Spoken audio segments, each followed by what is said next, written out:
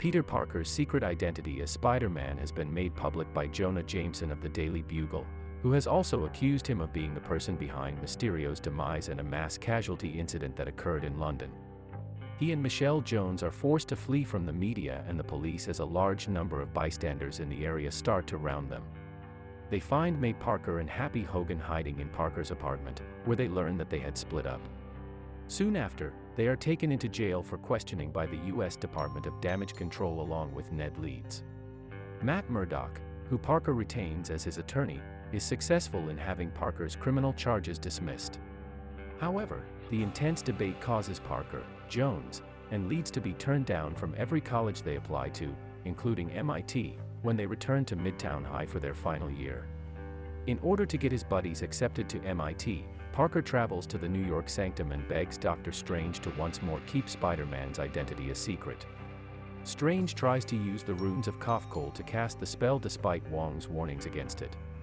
Parker, however, constantly modifies the spell in order to spare specific people close to him from its effects. The spell then becomes unstable, necessitating Strange's containment of it. Strange yells at Parker to leave the sanctum because she didn't have permission from the college president to meet with him. Parker is directed to an administrator who is going to the Alexander Hamilton Bridge in an effort to appeal his, Jones, and Leeds applications after contacting Flash Thompson, who was accepted to MIT. Suddenly, Dr. Octopus, who appears to know Parker personally, ambushes Parker. He is grabbed by Dr. Octopus, who then removes a piece of the Iron Spider armor from him and applies its nanoparticles to his tentacles.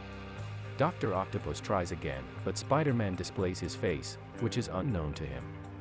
After saving the MIT administrator from going over the bridge with the nanites from his suit, Spider-Man takes control of Dr. Octopus' tentacles and convinces him to assist get him and his companions admittance. Arriving and attempting to harm Spider-Man, the Green Goblin is taken inside the sanctum by Dr. Octopus and Lizard, who have been imprisoned by Strange. He explains to Parker that because they are aware of Spider-Man's identity, Dr. Octopus, Lizard, and Green Goblin were drawn into this reality from alternate realities in the multiverse and are not native to it. Strange confines this magic in the mystical confinement device known as the Machina di Cadavis. Parker receives a suit enhancement based on magic in exchange for his assistance in locating and apprehending these visitors. Jones and Leeds are able to help Spider-Man find Electro outside of the city. He assaults Spider-Man after being startled and succeeds, but Sandman steps in to protect the hero. Together, the two cut the power wires, completely healing Electro's body. Sandman thinks Spider-Man killed him when he is taken to the sanctum, but he is also taken prisoner before he can take revenge. In another scene, Norman Osborn makes an effort to shed his Green Goblin identity by smashing his mask and running to an FEAST institution looking for safety. Osborn is found by Spider-Man, who also transports him to the sanctum with the help of May. Osborn, Dr. Octopus, and Electro quickly come to the realization that they were killed and then revived by the spell, indicating that they would die if they went back to their home. Spider-Man is informed by Strange that these three will perish in battle with their own Spider-Man.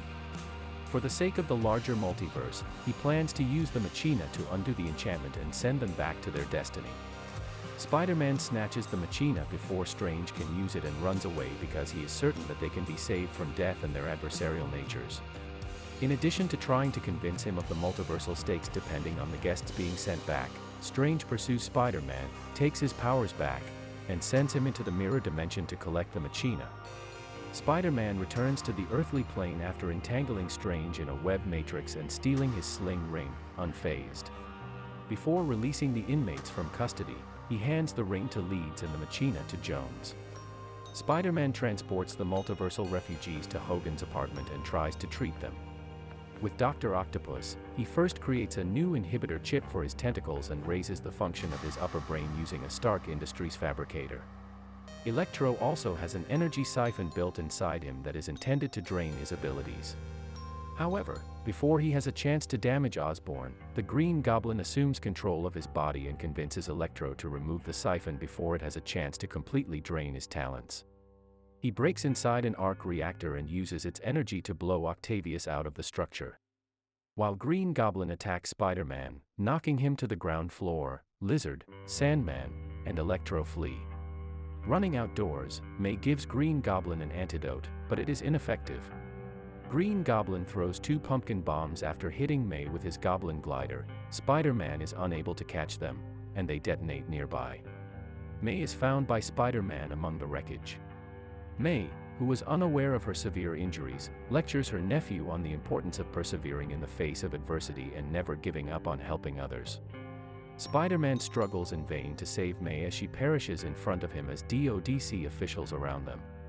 As soon as Hogan gets on the scene, law enforcement seizes him. Spider-Man escapes, distraught, as Jameson's gaslighting coverage of the incident makes him feel even worse about his responsibility. After hearing nothing from Spider-Man, Jones becomes anxious and is ready to turn on the Machina, but Leeds accidentally uses the sling ring to open a portal. They search for Spider-Man and spot someone who resembles their Spider-Man beckoning him over on the other side of the portal. They quickly understand, though, that this Spider-Man is not theirs, but rather a Spider-Man from another dimension who has already engaged in battle with the Lizard and Electro. Leeds tries once more, but this time he calls out a different Peter Parker, who has already faced off against the Green Goblin, Octavius, and Sandman. The gang eventually locates their Spider-Man by alone on top of Midtown and makes an effort to comfort him about May, but he is too upset by his errors to even notice. The other 2 Parkers start revealing their own personal stories of grief and bitterness to help him cope and realize that he is not alone before he can use the Machina to send the multiversal travelers home. After feeling better, Spider-Man resolves to carry out his original plan and heal the bad guys. The Parkers, Jones, and Leeds then withdraw to a Midtown classroom laboratory to develop the antidote for the bad guys. While Electro's Parker makes the Lizard antidote to restore him to normal, Osborn's Parker creates an anti-serum for the Green Goblin, and Spider-Man gets ready to heal Sandman and Electro. Then, with Jones still in the lab, Leeds uses a portal to take them to the Statue of Liberty. Spider-Man uses the Machina as a bait while making a broadcasting call to the Daily Bugle to inform Lizard, Electro, and Sandman of his whereabouts. The 3 Spider-Men atop the scaffolding are attacked as soon as they arrive. The web slingers are unable to work together well, which makes it simple for their adversaries to defeat them. Due to his expertise as a member of the Avengers, Spider-Man unites the 3 and becomes leadership of the group. The 3 take on the code names Peter 1, Peter 2, and Peter 3, respectively. They choose to battle and heal each adversary one at a time, starting with Sandman. Peter 3 restrains Lizard before locating Sandman's remedy and handing it to Peter 1. Peter 1 then gives the treatment to Peter 2, who then uses it to neutralize Marco. The 3 Spider-Men attempt to steal the arc reactor from Electro, but owing to his heightened power from the energy source, he shows to be a match for them. Peter 1 is forced to leave the lab and engage Lizard in combat after he escapes and attacks Jones and Leeds there. Peter 1 makes Lizard crack open a vial carrying the antidote that transforms him back into his human form, Curt Connors, with the aid of Leeds and his sling ring. Strange, who Leeds unintentionally calls to the battlefield, knows Peter 1's pacifist strategy is successful upon witnessing Connors. Strange retrieves his sling ring and Machina from Leeds. Electro overwhelms Peter 2 and Peter 3 until Octavius shows up to take the arc reactor himself and make Electro helpless with the final neutralizer. While Peter 2 happily reunites with Octavius, Peter 3 makes amends with Dylan. As Strange is ready to use the Machina to send everyone home, Peter 1 returns to the scene. Green Goblin suddenly surprises the group and steals the Machina, but Octavius and Strange reclaim it. They were unaware that Green Goblin had hidden a pumpkin bomb inside the item. The unstable confined magic is released and detonated, rupturing the cosmos fabric and allowing access to the multiverse. Jones also tumbles from the Statue of Liberty as a result of the explosion. Peter 1 dives to save her, but Green Goblin knocks him aside. Peter 3 saves her, and he starts to cry because it makes him think of the night Gwen Stacy died. Peter 1 faces Green Goblin alone as morning rises. He mercilessly knocks him down out of rage and makes an effort to kill him with his glider, but Peter 2 stops him. He is now vulnerable to the Green Goblin stabbing him in the back as a result. The anti-serum, which Peter 3 gives Peter 1, enables him to heal Osborn of the Green Goblin.